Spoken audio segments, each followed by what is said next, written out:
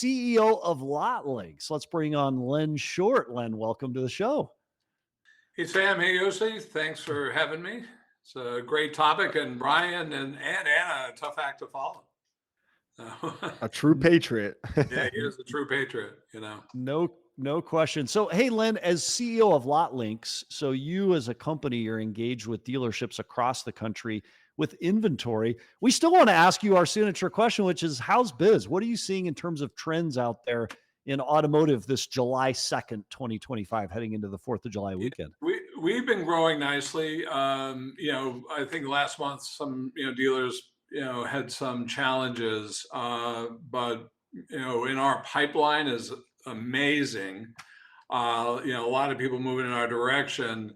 Past couple of months, a little bit hesitant to make commitments. I think that's just a reflection of the uncertainty in the marketplace. Hopefully some of the things that are going on in Washington, both tariffs and taxes, will settle that, and people see a clearer view to the future. But right now, I think dealers are cautious, and what's great about that is it's always followed by the energy that Brian represents. Dealers. Yeah.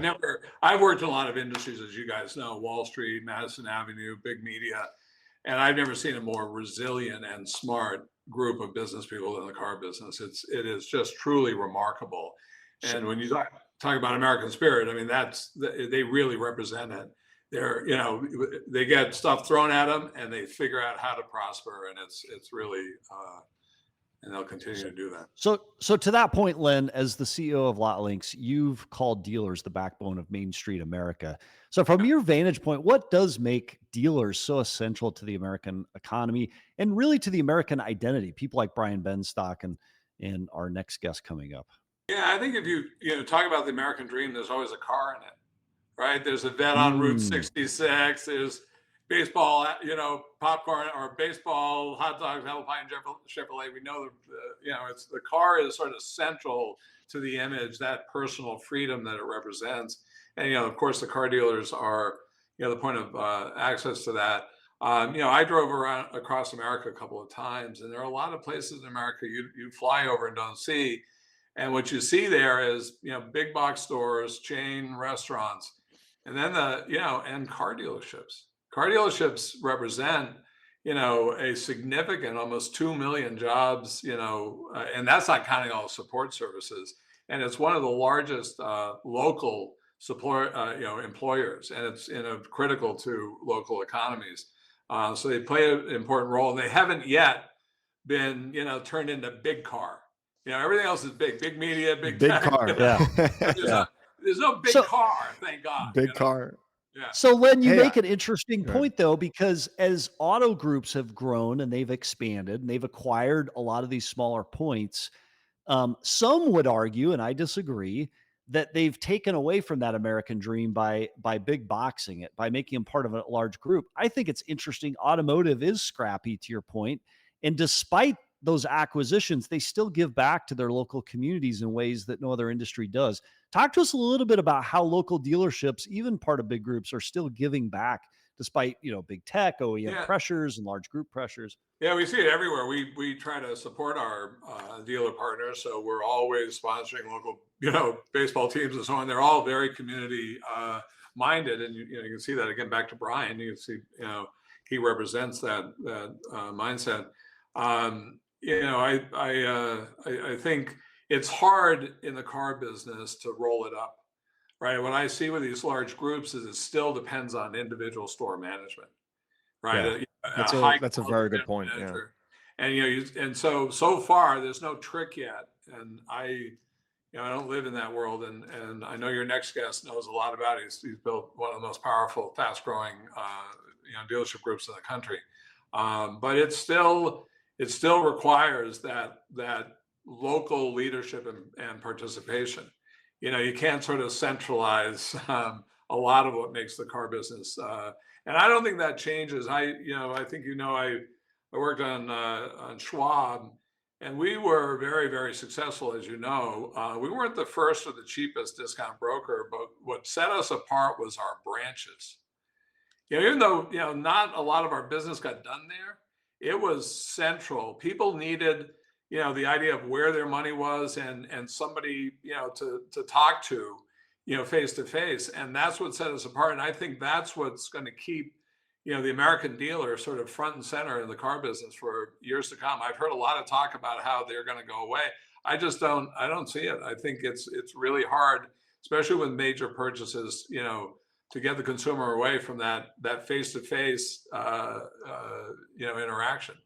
I mean, we Hey, were talking big numbers about sort of deliveries and all that. It's still a very very mhm. small part of the business. People come into stores to buy their cars.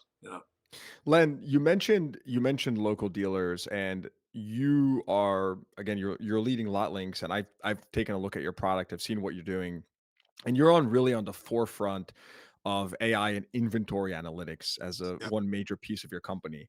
My question to you is, what reason do we have to be optimistic as we think about the future of dealerships with more AI integrated behind the scenes, right? We speak about local leadership, right? Which today does many things in the dealership, right? I price my cars, I select what inventory I should be buying.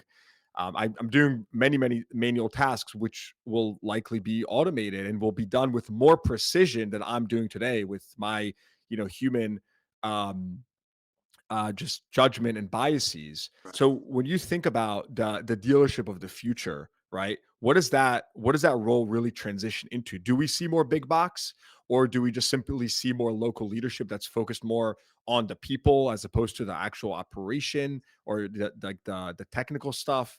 What do you think? So a lot of people in AI think, the machine is going to do everything. So they view it as a robot. Okay, I'm gonna have this robot and it's going to replace, people. And what I, tell our team and what we're very focused on, I date myself with this. I said, people don't want a robot; they want to be the $6 million man. You guys are too young, to remember that. But there was Steve I Austin. remember that. Oh, Yeah, I remember that. Come he on, Len. was still Steve Austin. He was the man. He could just run 60 miles an hour. Hmm. And that's what I think the future of AI is actually, making people more powerful in their roles. Now, I'm not Yeah. saying there Mhm. aren't some things that just will get automated, but I think centrally the future is, bringing everybody up to expert or genius level. And that's and because I haven't seen it yet. There's always the human in the loop, the human instinct, and I think it's hard, to cut that out. So the way we see AI is just simply, we're not the robot, but we're the bionic leg, the bionic arm that makes the dealer far more powerful and efficient in executing their task. And I believe that that's where it's going to play out. Just think of how you use ChatGPT. I've gotten a lot smarter, but I'm still doing the talking. It's coaching me Well, in that well, well, check direction. this out. You ask ChatGPT to tell you about yourself. And I did this last night with my wife, and I'm like, "Hey, Chad, I give it this question. Give me this completely unbiased, objective assessment of my personality, my flaws." And it's just unbelievable Yeah. how it knows us already so well and how we think based on the questions we ask. So it's It pretty does, and remarkable. it learns about you, and that's and it exhibits a very high. If you look at ask it some controversial questions, you'll see it has a very high emotional maturity, and it knows how to take a controversial subject that you may be opposed to, and talk facts in a way of not alienating you. We could all benefit by that. By the way, Yeah. we're good at alienating, taking sides, but I see that as one of the magic things that they've done, and that's really because it's learned your point of view and it really knows how to talk to you. And imagine if you had that kind of coach or that kind of support in how you go through life. I think it becomes very powerful. So I like the idea of AI making people the heroes. Yeah. Len, one of the things I like about you is that you're very no nonsense. Yeah. Like whenever we have a conversation, it's very I know what I'm gonna hear is cut and dry, and I don't need to start thinking, does he mean that? Does he mean this? Yeah. What do you think it is about the car business that attracts this type of personality? And it's just like, bluntness, no nonsense. What do you think it is about this industry? Yeah, by the way, it's why I love being in the car business. I spent most of my career in large nonsense-driven corporations, and it's very refreshing with a car dealer. Very smart, but don't BS me. And I think I don't know. I think there's something very primal about the car. It's a physical product. It has very fundamental rewards, and it just attracts people. I've noticed pretty much everybody in the business got in our we're a technology company, so we have people who've done great things in other industries, and they come to the car business, and really one of the drivers is they love cars. It's a universal thing, and it brings them in. So it does attract a type, and I'm glad. I would much prefer to work in that environment. It can be tough, as you guys know, especially as a vendor. It's hard out there for a vendor. But it's a much more real business. And I think back to your theme, that's what America was. Brian talked about sort of being tough-minded and hard-nosed, and that's what made America great, and that's what makes all the new Americans great. They come here with little, and they want to do anything to succeed. Maybe not all of the old Americans stayed great in that attitude, though we have a lot of great old Americans on our team. And I think that sort of simple view of, hey, I got to earn what I make, and I got to make sense, and I can't ride along on vagaries. It really has to be real. I mean, I have to have a better car and a better deal in order to beat the other guy. It comes down to very simple dollars and cents. I was looking at some statistics. You might find this interesting. Americans, when you think about cars as central to the American dream, we own more cars per capita than any other country by far. And which is, I think, a product of the American dream. However, an interesting thing, we don't buy more cars than other countries. The EU actually buys substantially more cars per capita than we do, which is either bad news or good news for the dealer, right? It means there's a lot of upside in our business, because if they're buying more, doing more car transactions per capita, that means there's room in our business. And as you guys know, the average age of vehicles on the road is highest record levels. Yeah. It keeps going up. I thought 10 years was going to be too much. It's now 12.6. And that comes down to affordability largely. And I think some of the things that are happening are going to make cars more affordable, and therefore volumes go up. And there's headroom in this business, and there's a lot of pent up demand. No matter how good it's been over the past few years, there's a lot of replacement demand out there.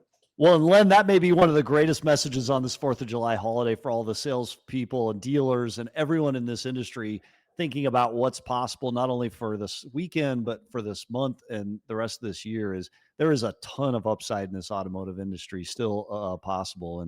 And we appreciate partners, dealer partners, vendor partners like yourself that help dealers put their best foot forward in achieving and accomplishing that. Len Short, CEO of LotLinks. And as we go, we have one comment from our viewing audience that may hit home to you more than any other. It's from this fellow Cole. What's up, Pops? So you have an unusual connection to the yes. Oh, I didn't know this. We'll have to start utilizing that. I've only known him as Cole, but we cool. Love Cole here at CDG. So Len Short, CEO of LotLinks, thanks for being on the show. Thanks for sharing your passionate perspective for the auto industry on this 4th of July weekend. All right, guys. Thank you very much.